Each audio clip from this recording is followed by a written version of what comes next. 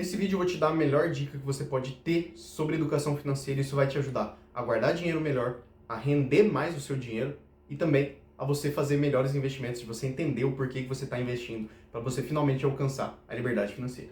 E para isso a gente precisa entender o que é a moeda, o que é essa moeda que a gente troca, a gente dá valor para ela, por quê?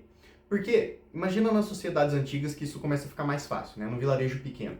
Se você tinha um pescador, ele estava pescando os peixes dele para vender na vila, para conseguir trocar por outras coisas, né? Por banana, por seja lá outras utilidades, né? Uma pulseira, um calçado para ele calçar melhor, ou uma vara melhor para ele pescar.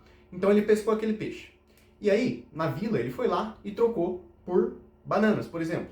Só que no outro dia, aquela pessoa que ele trocou bananas não queria mais peixe, porque ela já tinha cansado de comer peixe. E o cara continuava, o pescador continuava querendo comer bananas. Mas aí começa a entrar um problema que a gente chama de coincidência dos desejos. O problema da coincidência dos desejos. Que é, fica difícil de coincidir a pessoa que quer peixes e a pessoa que quer trocar esses peixes por banana.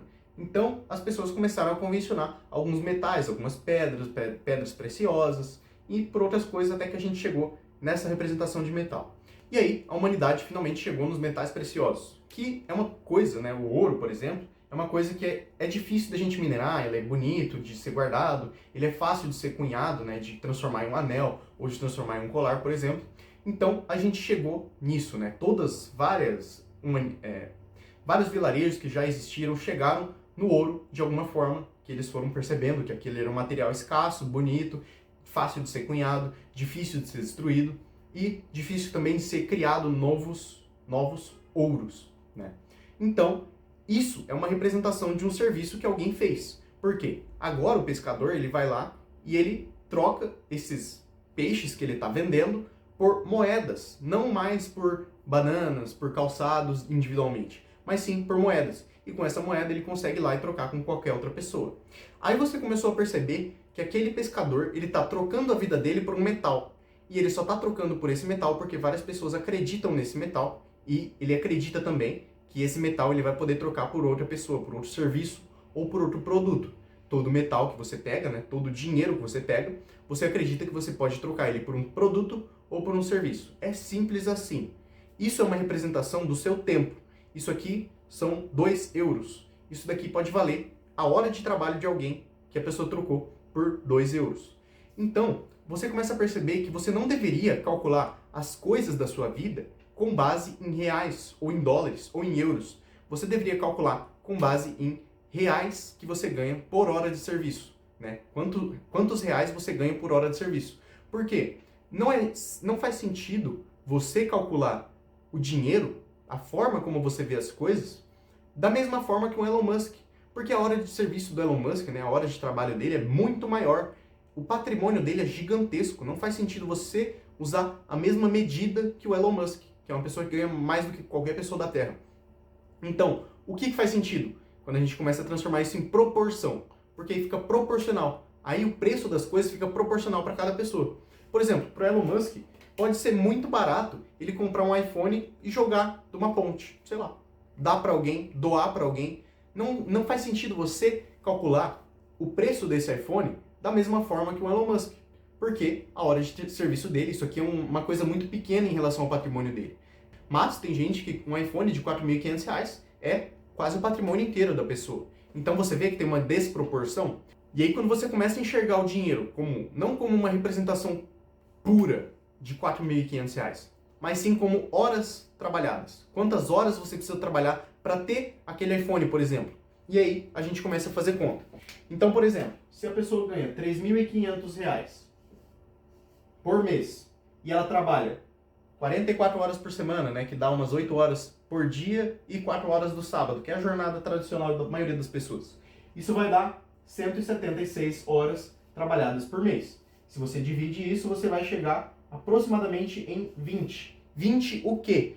R$20 que você ganha por hora de serviço, certo? Então, R$20 por hora de serviço. Só que parece que tá certa essa conta, né? Mas não tá. Por quê? Você não só ganha R$20. Tá errado isso. Você tem o desconto do imposto de renda, você tem o desconto de não sei o quê, você gasta com transporte, você gasta com roupa, com barbeiro para você ficar bem apresentado, com massagem, com happy hour para você descomprimir, com um psicólogo. Então você tem que descontar várias coisas desse dinheiro para você saber realmente quanto que sobra para você de líquido, né? Depois de todos os descontos que você gasta para trabalhar, simplesmente para trabalhar. Você almoça lá onde você tem que almoçar, que é perto do seu serviço, e aí você começa a perceber que não é R$ 20 que você ganha, é 10, por exemplo. Vamos usar de 10 nesse exemplo. No fim só sobrou 10. Você ganha R$ 10 por hora de serviço. E aí você começa a fazer conta. Fala, caramba, então esse iPhone aqui, ele não custa R$ 4.500, ele vai custar então 450 horas de serviço.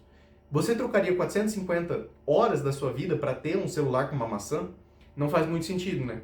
Por quê? 450 horas vai dar quase 3 meses de serviço só para você ter um celular com uma maçã, que depois de 3 anos vai se perder. Você trocaria 3 meses de férias por um celular com uma maçã? Começa a não fazer sentido, certo? E aí, a gente troca para outra parte. Agora você entendeu que os gastos você deve enxergar dessa forma, né? Enxergando a sua hora de serviço. Isso você consegue levar para tudo. Isso você consegue usar para tudo. Se você quer dar uma saidinha com seus amigos, você sabe que você vai gastar em torno de R$ 300, você não vai gastar R$ 300. Você vai gastar 30 horas de serviço. É quase uma semana inteira trabalhando, já que a sua semana de trabalho é 44 horas. Né? Você vai gastar 30 horas da sua vida, você vai gastar quase uma semana inteira de trabalho só para ter uma noite de festa com seus amigos? Parece estranho, né? Então, isso não serve só para os gastos, igual eu estou falando aqui, só para você ver os seus gastos. Serve também para você dar valor para os seus investimentos. Por quê? Uma pessoa pode achar pouco guardar R$ 1.000 por mês. Ela pode achar, pô, R$ 1.000 por mês vai virar o quê no futuro? Não vai ser nada, né? R$ 1.000 não vou fazer nada com R$ 1.000 no futuro. Só que tem os juros sobre juros. E tem também a questão de você ver a sua hora de serviço. Então, quando você guarda R$ 1.000, por exemplo, você não está guardando só R$ 1.000. Lembra que a gente combinou de sempre olhar com base na hora trabalhada, na sua hora de serviço. Se a sua hora de serviço é R$ 10, quando você guarda R$ 1.000, você não está guardando R$ 1.000. Você está guardando 100 horas de descanso para você, 100 horas de liberdade financeira. E essas 100 horas vai dar quase um mês de serviço. Se o seu mês tinha 176 horas, quando você guarda 100 horas de trabalho, você está guardando quase um mês inteiro, cara. Você está guardando 2 semanas de folga para você no futuro. E isso vai acumulando. 2 semanas, 2 semanas, 2 semanas. E juros sobre juros comendo, te ajudando ali quando você está investindo, né? Você está aumentando o valor dessas 100 horas. Quando você investe, você está deixando de consumir no presente para receber uma recompensa no futuro. Isso é investimentos.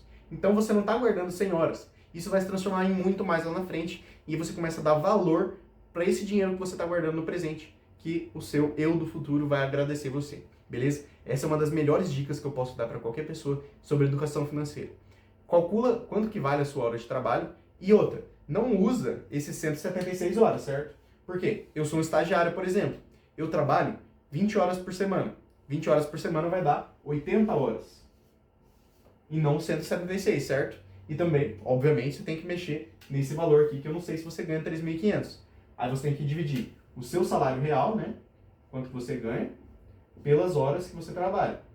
E aí lembra de descontar tudo aquilo que eu falei. Imposto, quanto você gasta com transporte, beleza, roupa. Tem que tudo entrar na conta para você fazer um cálculo digno, real, de quanto que você ganha, quanto que você gasta. Beleza? Eu vou deixar aqui para vocês esse vídeo sobre 5 lições sobre dinheiro e investimentos, que é um dos melhores vídeos que eu já fiz aqui no canal, e ele é perfeito para você que está começando os seus estudos sobre dinheiro.